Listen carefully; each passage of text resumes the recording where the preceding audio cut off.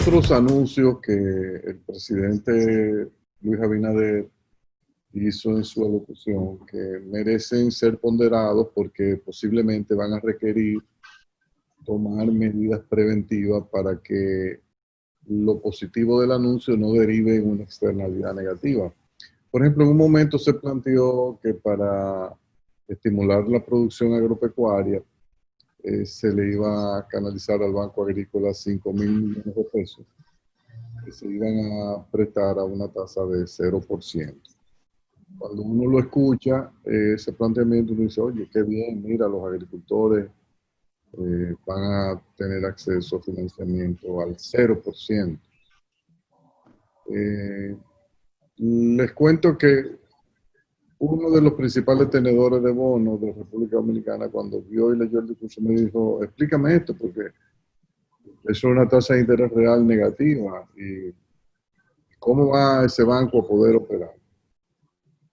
Y es bueno que eso se analice y los economistas del gobierno lo ponderen. Cuando usted tiene un banco que tiene una cartera de crédito que está dada a tasas de interés positivas y usted crea un nuevo programa con tasa cero, es muy posible que usted tenga una fuerte presión de esos que están pagando tasas de interés positiva para que a ellos se les replique el mismo tratamiento y pueden decir, mira, la Constitución eh, rechaza cualquier tipo de discriminación entre empresas privadas, que tú como Estado a una empresa privada le dé un trato mejor que el que me está dando a mi empresa. Y en este caso estaríamos hablando de microempresas de productores agrícolas.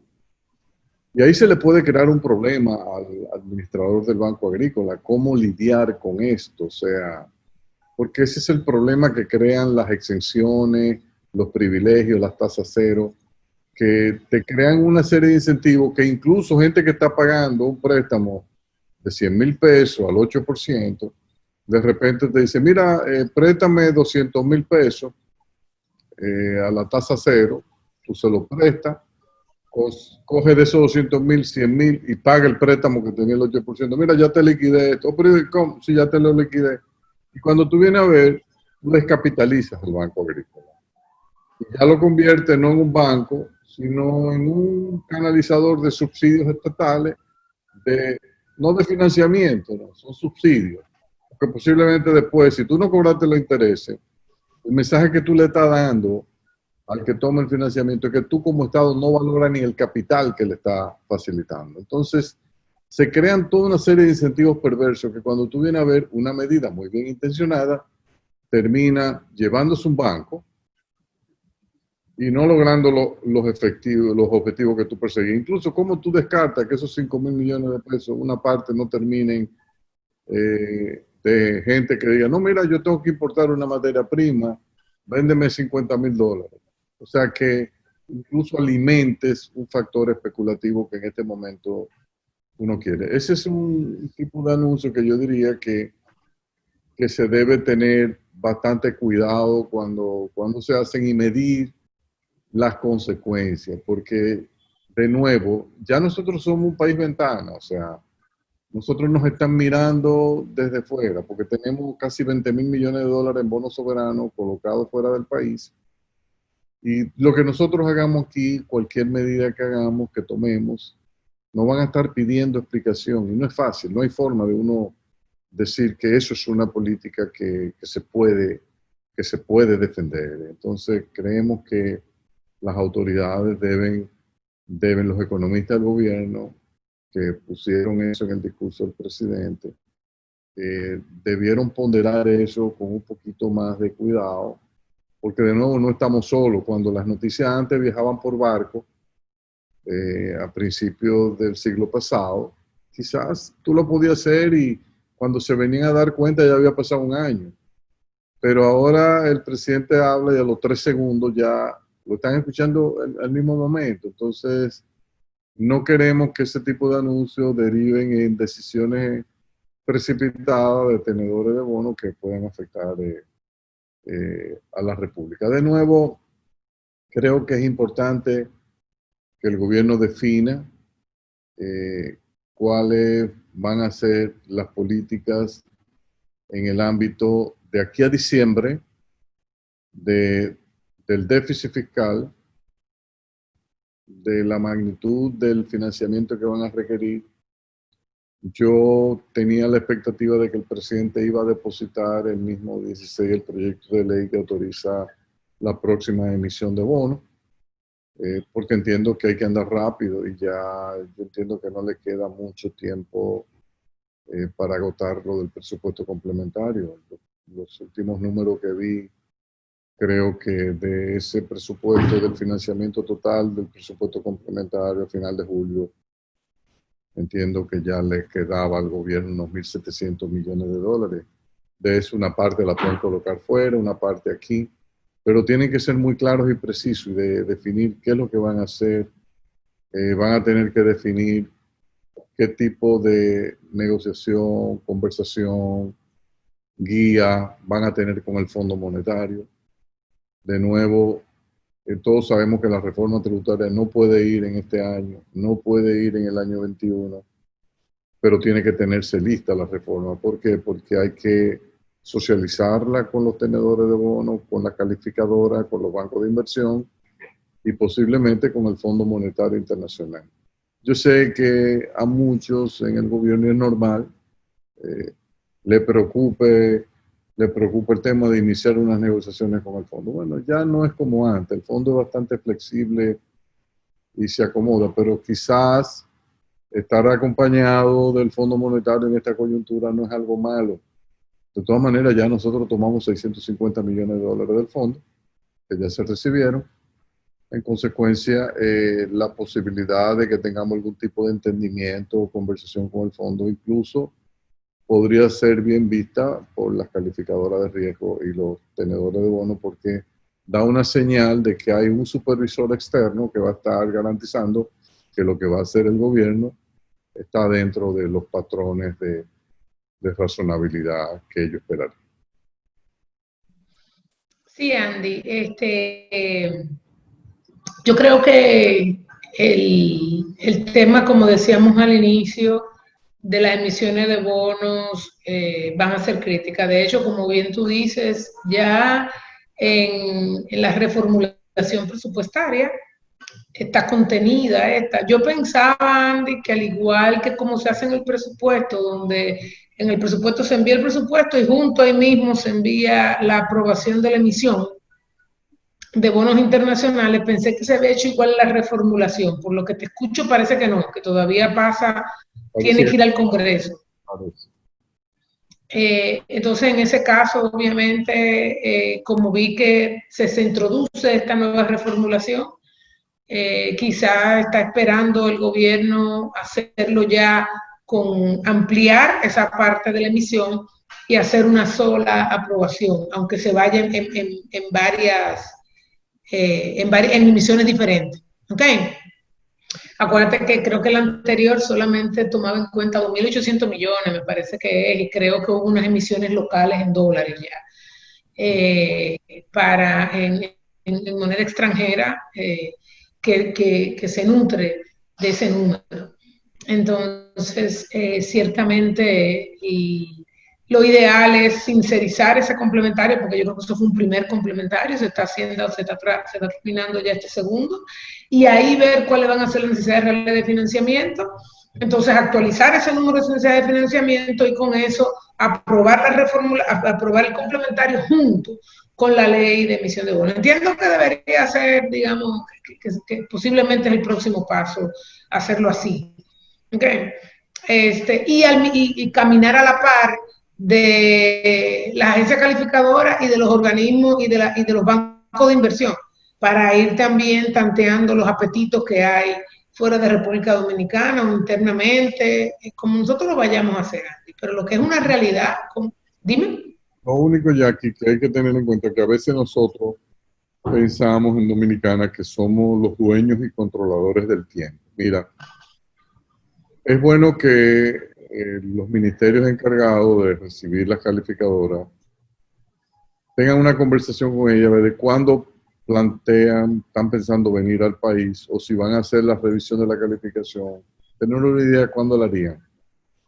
Porque si la van a hacer, digamos, antes de septiembre 15, digamos, de la visita, es importante hacer una primera colocación ahora, andar rápido, porque aprovecharíamos que colocaríamos esos bonos con la actual calificación y así no asumimos el riesgo de tener que ir al mercado a hacer una emisión con una calificación que quizás no nos trata bien.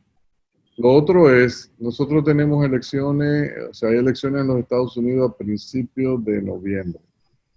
Eso quiere decir que 10 días antes, en los Estados Unidos la tradición ha sido que los mercados globales de capital entran con unos niveles de volatilidad y de sentarse a esperar muy serio a ver quién es que va a ganar. En consecuencia, octubre sería un mes parcialmente inhabilitado en los últimos 10 días, en los últimos 8 días, y ahí ya ir al mercado ahí podría haber un riesgo extra, porque no sabemos si va a ganar Trump, si va a ganar Biden, o sea, saber que este es un año difícil, hay muchas cosas al mismo tiempo y no está de más ser previsor. Sí, sí, así es, Andy, así es. Yo estoy de acuerdo contigo, son muchos, pero igual lo que decíamos antes, estamos de verdad, se está viviendo todavía una transición. Eso es una realidad, eso es una realidad. Y los cambios yo creo que toman tiempo y los resultados se van a ver en el tiempo. Pero me parece muy adecuado lo que dijiste sobre, a pesar de que posiblemente no se pueda hablar real efectivamente de una reforma hasta el 2022, eso es así. La tarea hay que tenerla hecha porque la pregunta va a venir que por dónde va a venir. Lo bueno, Andy, es que hay mucha tarea hecha al respecto en cuanto a cuál es la reforma apetecible. ¿Okay?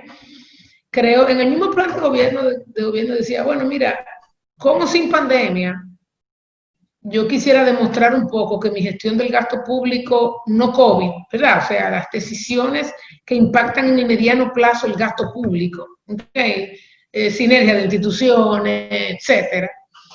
Que esas decisiones yo puedo dar ese mensaje. Y lo segundo, Andy, es, hay mucha tarea hecha ya porque se han hecho muchos ejercicios de reforma fiscal. Venimos hablando de reforma fiscal, no bien se terminó la del 2012, se arrancó a trabajar en la segunda porque se dio cuenta que al final la del 2012 no se hizo lo que quería y de hecho no se implementó como se quería.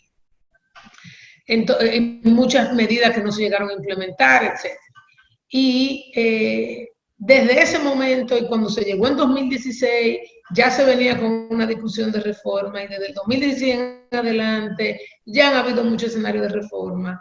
Entonces yo creo que estamos en un buen momento para recapitular todo eso y tener buenas acciones determinadas en pro de esa reforma. Creo que hay el ánimo para hacerlas. Y sobre todo, Andy, no hay mejor momento, y lo sabemos, porque el dominicano cierra la puerta cuando la roban, ¿verdad? Después que la roban, pero no hay mejor momento que tú hacer la reforma en una crisis. Regularmente esa crisis viene por una crisis fiscal per se. O sea, lo que me lleva a hacer la crisis, por ejemplo, lo que me llevó a hacer la reforma financiera fue una crisis financiera. Lo que me llevó a aprobar una nueva ley monetaria y financiera y poner candados fue la crisis financiera. Cuando el presidente Balaguer lo que me llevó a hacer una reforma fiscal fue la misma crisis por los déficits fiscales que yo traía. Ahora tenemos una oportunidad que no tuvo que llegar la crisis fiscal per se causada por una mala gestión, sino una crisis transversal y fiscal provocada por algo totalmente externo. Y eso da un espacio, Andy, fantástico. Fantástico, porque es que si no la hago, colapsamos todos juntos. Ni siquiera las grandes empresas, al gran empresariado, que muchas veces, ¿verdad? Quiere incidir en los temas más fuertes y en las mesas de reforma fiscal, son los primeros que saben que de aquellos, de la mayoría, es que viven todos y que vivimos todos, de la mayoría es la que paga impuestos, la mayoría es la que habilita que las empresas trabajen, la mayoría son las que consumen, son las menos representadas. Y en el Congreso, que es donde deben estar representadas regularmente, donde tenemos los retos de representación. Entonces, yo creo que la crisis también ha traído un espacio. A veces yo pienso que la crisis fue pensando en República Dominicana. Así pensarán todos los países, pero yo a veces pienso, mira, nos está dando el espacio de innovación, el espacio en educación, doloroso, pero al final iba a ser doloroso como quiera, porque para mí es más doloroso ver generaciones y generaciones, Andy, de gente con buen material, pero pobremente educados. Generaciones y generaciones que estamos dejando atrás, left behind, como dice el Banco Mundial. Generaciones y generaciones que el dolor, mira qué diferente es cuando el dolor viene de a poquito, de a poquito, de a poquito, de a poquito, ¿verdad? Ay, perdón, ya se nos acabó el tiempo. De a poquito, de a poquito, de a poquito. Y como que no lo sentimos, y como no lo sentimos, no hacemos nada. Ay, de repente hay que cortarte la pierna, de repente hay que cortarte la pierna. Entonces lo que no debemos es dejar eso. Yo creo que a veces esos choques, esto es lo que provoca. Perfecto. Nos vemos entonces la semana próxima en otro triálogo con estos temas que los seguiremos analizando y cualquier otro que vayan surgiendo durante la semana siguiente. Hasta la próxima. Hasta la próxima.